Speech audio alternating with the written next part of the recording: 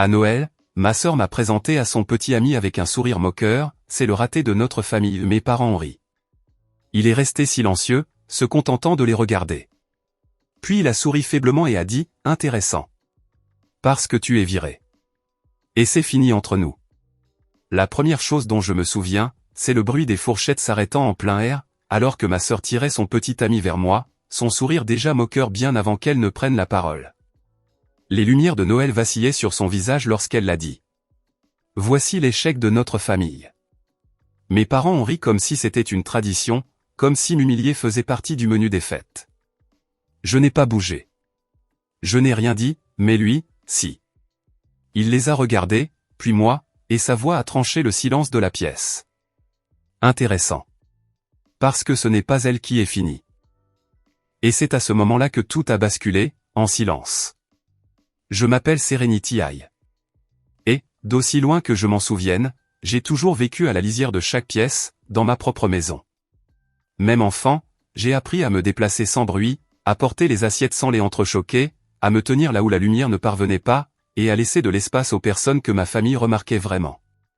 La plupart des soirs, le dîner ressemblait à une pièce de théâtre, où tous les autres avaient un texte. Leia s'asseyait toujours au centre, sous le lustre éclatant, son assiette servie en premier. La mienne ne contenait que ce qu'il restait quand les plats revenaient, des légumes froids, un coin de pain brisé, ou le plus petit morceau de poulet. Je ne me plaignais pas. Se plaindre ne faisait qu'attirer la voix de Diana, douce mais tranchante. Ne sois pas avide, Serenity. Elle le disait si souvent que c'était devenu une sorte de rythme dans la maison. Richard me regardait à peine, sauf si quelque chose devait être réparé, un robinet cassé, une facture en retard, ou une corvée que Leia n'avait pas envie de faire. J'étais bonne pour les tâches, pas pour l'attention. Il appelait ça « forger le caractère », bien que, étrangement, Leia n'ait jamais eu besoin des mêmes leçons. Elle obtenait de nouveaux vêtements, de nouveaux clubs, de nouvelles opportunités. Moi, j'avais droit à des sermons sur le réalisme et la gratitude. Je me souviens d'un après-midi d'hiver où Leia avait oublié son projet scolaire, une affiche complexe que Diana l'avait aidé à réaliser. Quand l'enseignant a appelé à ce sujet, Richard n'a pas demandé à Leia pourquoi elle l'avait oublié. Il s'est tourné vers moi, l'irritation perçant déjà dans sa voix. « Pourquoi n'as-tu pas rappelé ça à ta sœur ?» Comme si mon rôle n'était pas de vivre ma propre vie, mais d'empêcher la sienne de s'effondrer. Leia n'avait même pas l'air coupable. Elle ne l'avait jamais. Dans notre maison, la culpabilité était assignée, et non méritée. Plus nous grandissions, plus je me sentais invisible. Mes réussites, petites et durement gagnées, s'évaporaient dans l'ombre de ses performances. Je me souviens avoir obtenu une place dans un programme artistique en ville. Je suis rentré avec la lettre d'admission, le cœur battant, pensant que, peut-être, cette fois, il me verrait. Diana l'a lue en silence, avant de la poser soigneusement sur le comptoir. Leia a danse ce jour-là, a-t-elle dit, et nous ne pouvons pas courir à travers toute la ville. Comme je ne répondais pas, elle a ajouté, ta mère voudrait que tu sois pragmatique. La lettre d'admission a fini à la poubelle ce soir-là. Les costumes de danse de Leia sont arrivés 2 jours plus tard. L'argent disparaissait de la même manière que mes chances, en silence. Les paiements destinés à mes cours, mes économies, mon avenir, tout était redirigé vers les besoins de Leia. De nouvelles chaussures, des frais de compétition, des voyages le week-end. J'ai appris à ne pas demander où passait ma part. Poser la question ne faisait que pousser Richard à soupirer, comme s'il était fatigué de m'éduquer. Nous investissons là où ça compte le plus, disait-il. Je savais toujours ce que ça voulait dire. Le plus drôle, c'est que personne n'a jamais appelé ça du favoritisme. Ils appelaient ça du soutien. Ils appelaient ça faire ce qu'il y a de mieux. Ils appelaient ça la famille. Et je les croyais, parce que les croix rendaient la maison moins cruelle. Pourtant, je n'étais pas complètement aveugle. J'avais mes propres petites rébellions, dessinées tard le soir dans la buanderie au-dessus des machines à laver, économiser des miettes de mon argent de poche dans des enveloppes cachées derrière les bouteilles de lessive, et construire un monde silencieux où je n'avais pas besoin de gagner ma place à table. Mais même alors, même avec tous les indices, une partie de moi pensait que les choses changeraient peut-être un jour. Que si je travaillais assez dur, si je restais assez stable, assez calme, je serais invité dans la chaleur qu'il lui réservait. Il m'a fallu longtemps pour comprendre que cette chaleur n'avait jamais été destinée à moi. C'est ce jour-là que j'ai appris ma place dans cette famille. C'est arrivé doucement, comme le font toujours les gommes qui effacent. Un nom manquant, un regard détourné, une porte qui se ferme sans bruit. J'étais au bureau tard le soir, ce genre de soirée où la ville, dehors, ressemble à un bourdonnement lointain. La voix de Leia me parvint depuis la salle de pause, brillante, répétée, insouciante. Ma sœur n'a pas de vraie carrière, disait-elle assez fort pour que les rires suivent. Elle ne fait que flotter. Adrien ne la garde que par pitié. Je ne suis pas intervenu. Je suis resté derrière la porte entr'ouverte de la salle de conférence, une main sur la sacoche de mon ordinateur, respirant à travers cette douleur familière. Le temps que je passe devant eux, la conversation avait déjà changé, comme si l'insulte n'avait jamais existé. Mais le lendemain matin, le véritable coup est tombé. Mon fichier de conception, des semaines de travail, avait disparu du dossier partagé. À la place se trouvait une nouvelle version, renommée, peaufinée juste assez pour ressembler à l'idée de quelqu'un d'autre. Les initiales de Leia trônaient sur la ligne de signature. J'ai fixé l'écran plus longtemps que je n'aurais dû. Le curseur clignotait, patient, indifférent. Un léger coup à la porte a brisé l'immobilité. Le stagiaire est entré, les épaules voûtées comme s'il essayait de disparaître. Je l'ai vu télécharger votre fichier hier, chuchota Théil. Elle a supprimé l'original. Ses yeux ont glissé vers le couloir. Je ne savais pas quoi dire. J'ai hoché la tête, pas pour lui, mais pour le schéma, pour ce cycle si vieux qu'il semblait faire partie de mon sang. J'ai ouvert les journaux d'accès. Tout était là. Son nom d'utilisateur, l'horodatage, la suppression, le téléchargement, propre et intentionnel. Lors de la réunion de l'après-midi, Leia a raconté l'histoire à nouveau.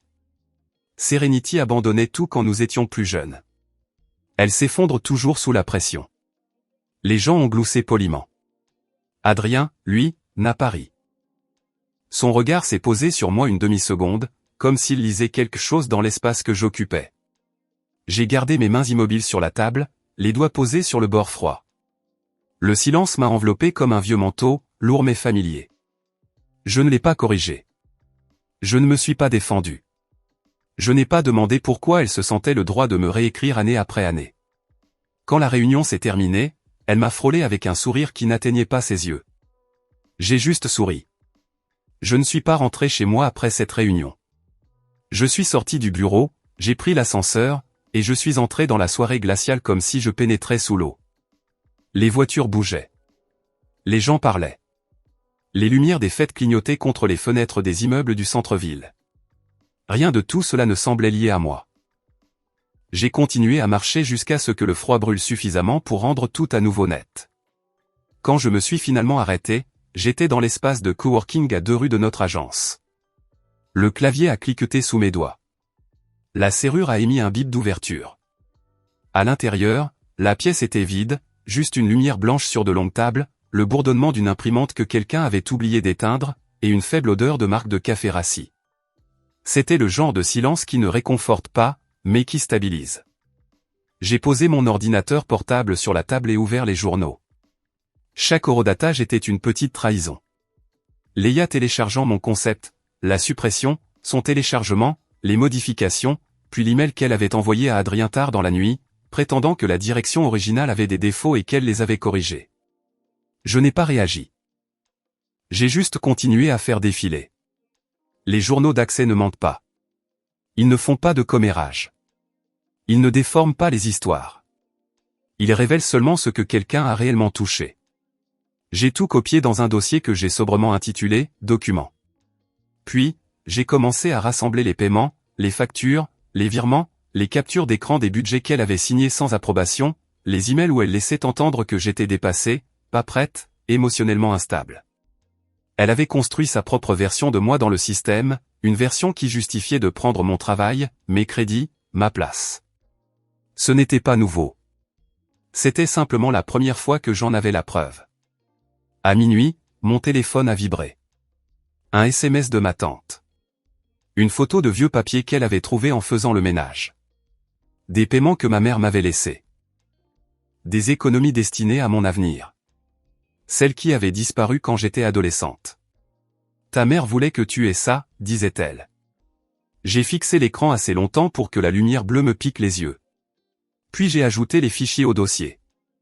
Vers 1h du matin, j'ai marché jusqu'au coin du fond de l'espace, où des fenêtres du sol au plafond dominaient la ville sombre. La neige avait commencé à tomber. De fins flocons légers comme des murmures dérivaient sous les lampadaires. Je les ai regardés jusqu'à ce que ma respiration ralentisse, jusqu'à ce que mon pouls se stabilise. Puis j'ai ouvert une nouvelle feuille de calcul, une simple liste de tout ce que j'avais construit à l'agence. Les clients que j'avais amenés, les campagnes que j'avais dirigées, les projets que Leia avait revendiqués, les dossiers que j'avais créés, les budgets que j'avais équilibrés, les heures que j'avais enregistrées. Elle s'étirait plus longtemps que je ne le pensais. La plupart des gens pensent que la vengeance est brûlante. La mienne était froide, méthodique, une suite de petites actions administratives. Taper, enregistrer, classer. Le lendemain matin, avant l'arrivée de quiconque, je suis allé au vieux studio au-dessus de la laverie automatique à la limite d'Aurora, l'endroit où j'avais réalisé mes premiers travaux en freelance. Les machines en bas grondaient, faisant trembler le plancher comme elles le faisaient toujours. L'air sentait la lessive et le métal chaud. J'ai fait glisser le tiroir de rangement. Mes vieux disques durs étaient toujours là, enveloppés dans une écharpe d'il y a des années. Je les ai branchés et j'ai attendu. Des dossiers ont éclos sur l'écran. Premières esquisses, ébauches de concepts, styles originaux qui sont finalement devenus la signature de l'agence. Tout était à moi. Toutes les graines à partir desquelles Leia avait fait pousser sa réputation. J'ai pris ce dont j'avais besoin, pas par rancune, mais parce que c'était à moi de le prendre. Quand je suis retourné au bureau, Adrien était dans la salle de conférence, fixant son ordinateur portable comme s'il essayait d'échapper à un mal de tête. Il a levé les yeux quand je suis entré. « Assieds-toi », a-t-il dit doucement. Je l'ai fait. Il a tourné l'écran vers moi. Mon fichier, celui que Leia a revendiqué. Il a tapoté le coin. Tes métadonnées sont toujours à l'intérieur. Évidemment. Elle a changé le nom, pas la structure. Il a ouvert les journaux d'accès à côté de mon dossier de la veille. Tu as tout sorti, a-t-il dit. J'ai hoché la tête. Je ne t'ai pas poussé à faire ça, n'est-ce pas? Non. Et tu es sûr de vouloir que je sois impliqué? J'y ai réfléchi. Au silence. À ce qui se passe quand on parle et que personne n'écoute. À ce qui se passe quand on reste silencieux et que tout le monde suppose qu'on n'arrêtera jamais d'avaler ce qui nous blesse. Oui, ai-je dit. Il m'a étudié un moment, pas avec pitié, mais avec ce genre de concentration que les gens utilisent lorsqu'ils assemblent quelque chose de délicat. Puis il s'est adossé à son siège. Les RH en ont besoin. Le service juridique en a besoin. Et le conseil d'administration doit savoir à qui revient réellement le mérite. Sa voix n'était pas en colère. Elle était factuelle, administrative, propre. Nous avons passé les 2 heures suivantes à assembler le dossier. Chaque document, chaque journal, chaque écart de paiement, chaque moment où mon travail avait alimenté le pipeline d'éloges de Leia, tout fut tapé, imprimé, signé. Vers midi, il a fait glisser le paquet final sur la table. Je m'occupe de la procédure, a-t-il dit. Tu n'es pas obligé de le remettre toi-même. Mais une partie de moi le voulait, pas pour la confronter, pas pour expliquer, pas même pour gagner. Je voulais arrêter d'être le témoin silencieux de mon propre effacement. J'ai ramassé le paquet. Le papier semblait plus lourd qu'il n'aurait dû. J'ai posé ma main dessus, stable et calme. Cette fois, ai-je dit, je ne réparerai pas ce qu'ils ont brisé. Je suis arrivé en retard, exprès. Le dîner de Noël avait déjà commencé quand j'ai franchi le seuil de la maison de mon père. L'air était chargé d'odeurs de cannelle, de viande rôtie et de ce genre de rire qui semble répéter. Les lumières brillaient trop chaudement contre le froid du dehors. Chaque année, cette maison essayait de convaincre le monde qu'elle était un foyer. Je me suis tenu près du couloir, laissant mon manteau goûter de l'eau de fonte sur le carrelage. Ils ne m'ont pas remarqué au début. Leia était occupée à se donner en spectacle, tissant de petites histoires pour des parents éloignés, racontant des succès qu'elle n'avait pas mérités, s'appuyant contre l'épaule d'Adrien comme si la pièce lui appartenait. Il ne lui rendait pas son contact comme il le faisait d'habitude. Sa main a plané un instant, puis est retombée. Quand Richard m'a enfin repéré, il a désigné une chaise vide au bout de la table. « Assieds-toi. On t'attendait. » Son ton sous-entendait que c'était ma faute si le tableau était perturbé. Les yeux de Diana m'ont parcouru. Manteau, chaussures, cheveux, comme si elle cherchait des défauts. Essaie de ne pas te faire remarquer, a-t-elle murmuré. Je n'ai pas répondu. J'ai pris le siège au bord, à moitié dans l'ombre, comme je l'avais toujours fait. Le dîner a repris. Et puis, inévitablement, Léa s'est levée de sa chaise, pressant une main sur le bras d'Adrien comme pour inviter aux applaudissements. Je veux que tout le monde rencontre ma sœur, a-t-elle dit d'une voix brillante. Ceci, a-t-elle marqué une pause, souriant avec une douceur exercée, et l'échec de notre famille. Richard a ri le premier. Diana a hoché la tête, presque fière de la réplique. Les conversations se sont tues dans ce silence familier de cruauté commune. Le son était le même que celui des dîners de mon enfance, celui qui me disait de rester petite, de rester calme, de laisser le moment passer sur moi. Adrien n'a pas ri. Il a posé sa fourchette avec un léger cliquetis. La pièce s'est figée autour de ce son, comme si quelqu'un avait tiré un rideau sur le bruit. La musique de Noël venant du haut-parleur de la cuisine s'est fondue dans l'insignifiance. Il a regardé Léa, puis ses parents, puis lentement vers moi. Intéressant, a-t-il dit, d'une voix basse et stable. Parce que tu es viré. La phrase a atterri sans force, sans théâtralité, juste une vérité posée doucement au centre de la table. Léa a cligné des yeux, la confusion vacillant sur son visage. Quoi? Nous avons fini? Non, a-t-il ajouté. Effectivement. Immédiatement. Quelques proches ont bougé, ne sachant pas s'ils devaient faire semblant de n'avoir rien entendu. Le silence s'est enroulé étroitement autour de la pièce. Adrien a saisi sa tablette, a balayé l'écran une fois et l'a connecté à la télévision du salon. L'écran s'est éclairé, baignant la pièce d'une lumière froide. Le premier fichier est apparu, les documents de conception originaux. Mon nom incrusté dans les métadonnées, puis les journaux d'accès, horodatés, non édités. Le nom d'utilisateur de Léa brillant à côté de chaque action qu'elle pensait que personne ne tracerait. Télécharger, supprimer, mettre en ligne. Diapositive après diapositive, tout documentait ce qu'elle avait pris. Pas seulement le fichier, mais des mois de travail, des stratégies clients, des ébauches de design. Sa voix s'est rétrécie à mesure que les preuves s'accumulaient. Je n'ai pas, a-t-elle commencé. Il ne l'a pas regardé. Tu l'as fait. Quand les paiements sont apparus, les virements qu'elle avait initiés, les approbations de budget qu'elle avait signées sans autorisation, Richard s'est adossé à sa chaise, le visage se crispant, l'illusion se fissurant enfin. Diana a ouvert la bouche, puis l'a refermée. Elle n'avait pas de script pour ça. Adrien a continué, calme comme toujours. Le conseil d'administration a reçu le rapport complet ce matin. Les RH ont déjà traité le licenciement et la note finale. Il a cliqué une fois de plus. Mon portfolio est apparu. Le vrai, les campagnes que j'avais construites, les projets que j'avais menés, les clients que j'avais amenés, des années de travail cachées derrière leur récit. Serenity, a-t-il dit, les yeux sur moi maintenant, ne demandant pas la permission, affirmant simplement, est la cofondatrice et la stratège principale de notre agence. Elle l'a toujours été. Pas d'applaudissements, pas de revendications, juste un changement dans l'air, comme si la maison elle-même avait retenu son souffle pendant des années et expirait enfin. Léa a reculé de l'écran comme s'il la brûlait. Tu l'as choisie, elle, plutôt que moi. Adrien l'a regardé avec la même finalité tranquille qu'il avait utilisée toute la soirée. Je choisis la vérité. Personne ne m'a regardé directement. Ils ne pouvaient pas. L'histoire qu'ils avaient construite s'était effondrée devant eux. Je suis resté assise là, les mains jointes sans serrer, le cœur stable. Pour la première fois, mon silence ne ressemblait pas à une reddition. Il ressemblait à de l'autorité. Seattle n'a pas tout de suite semblé être un nouveau départ. Au début, ce n'était que des matins gris, des trajets de bus inconnus, le bruit de la pluie contre une fenêtre qui n'appartenait à aucune version de mon passé. Mais la distance possède sa propre forme de miséricorde. Elle donne à l'esprit de l'espace pour respirer, pour se déployer, pour repenser la forme d'une vie. Mon nouvel appartement était petit, avec des murs propres et une seule plante que je gardais près de la fenêtre. La ville, dehors, était plus calme qu'Aurora en hiver.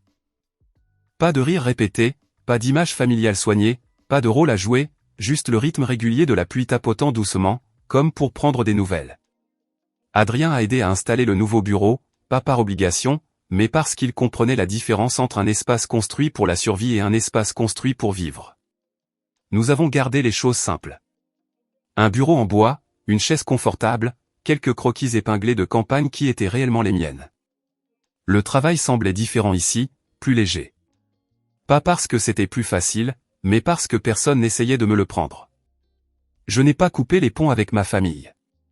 J'ai juste arrêté de graviter autour d'eux. Quelles que soient les conséquences auxquelles ils ont fait face, audits, questions des proches, histoires fracturées, ils les ont gérées sans moi. Le silence peut être cruel, mais parfois, c'est la seule langue que les gens comprennent. La veille de Noël, 1 an plus tard, j'ai cuisiné le dîner avec des collègues qui étaient doucement devenus des amis.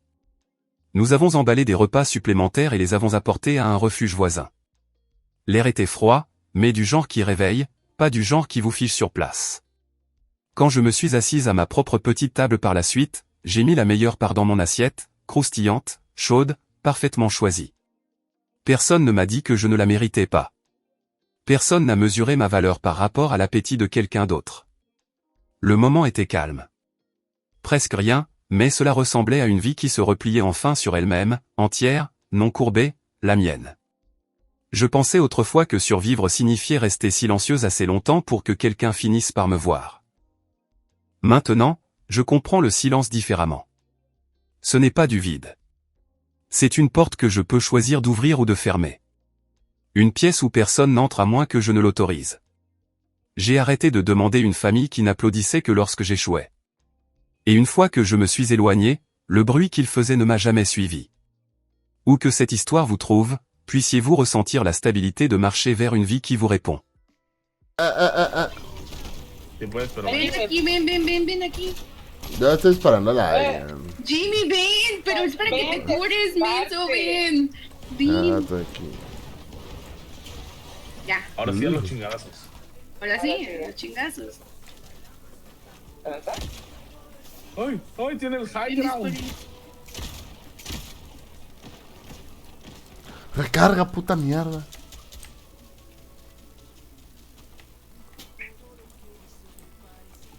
Ya lo va. Hay un güey aquí. Nice. Déjalo que ocupo. No mames, le estoy haciendo cosquillas al hijo de perra. No, tengo 2 acá. ¿Quieres por qué? Fuck. Sabía que venía por ti. Sí. Se parece el niño de los Tomberry. No, corre. ¿Dónde está? ¿Dónde está? ¿Dónde está? ¿Dónde está? Allá arriba está. Voy a llegar. ¡Jimmy! No, se murió Medina. Pero déjate Medina, Jimmy. Y déjate el Jimmy, yo. Pero necesitamos sobrevivir a alguien. Súbete la camioneta. ¿Dónde? Uy, uy, Acá, ven aquí. uy. Pero ¿por qué no? Corre tú, Chuls. Corre, César, mujer, revívete. Estoy bien vivo. Chica, madre. ¡Chul, ¿dónde estás? ¡Chul! Espéralo.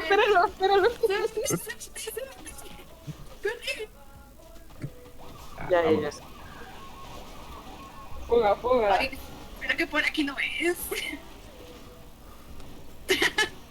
Si se meten al agua, a las piscinas las pura. Ay, las.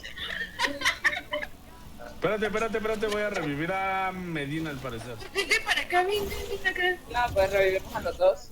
A lo suficiente. No. No, Y sí, mira, lo vamos a tocar.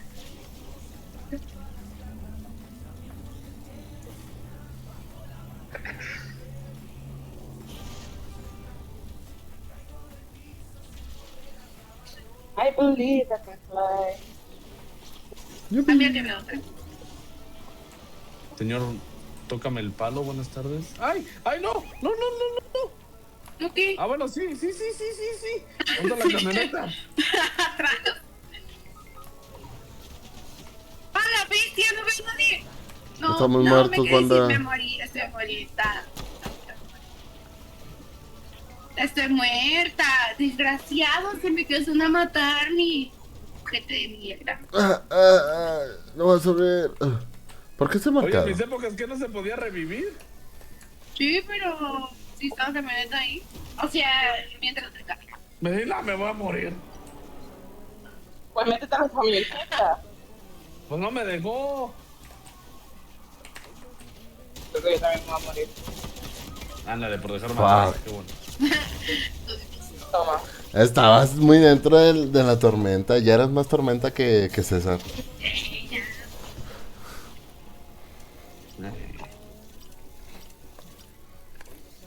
Es de skin, regresar a la sala. Regresa. Es la esquina. ¿El esquí? Esa no me da poderes.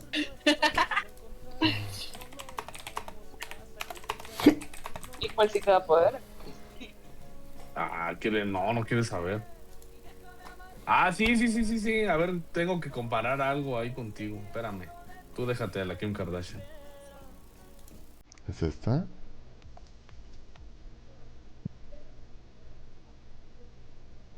Sí, Bueno. creo que sí es esta. Tenía que ser. Tengo que checar cosas científicas. Uy, la Chun-Li, mi vieja. ¿Seguro? ¿Que quieres que me vaya con esto o con la chonita? Me voy a apuestar acá. Voy a comprar la carne. ¿No tienes el emote? Pero tienes ¿Esa a es? Sakura. Por eso que te... Ah, sí, por ahí lo tengo. Otra vez sí sigo practicando con eso. Además, vamos a ponernos todos. Vámonos todos a Street Fighter. Chingue su madre. Todos. Le dice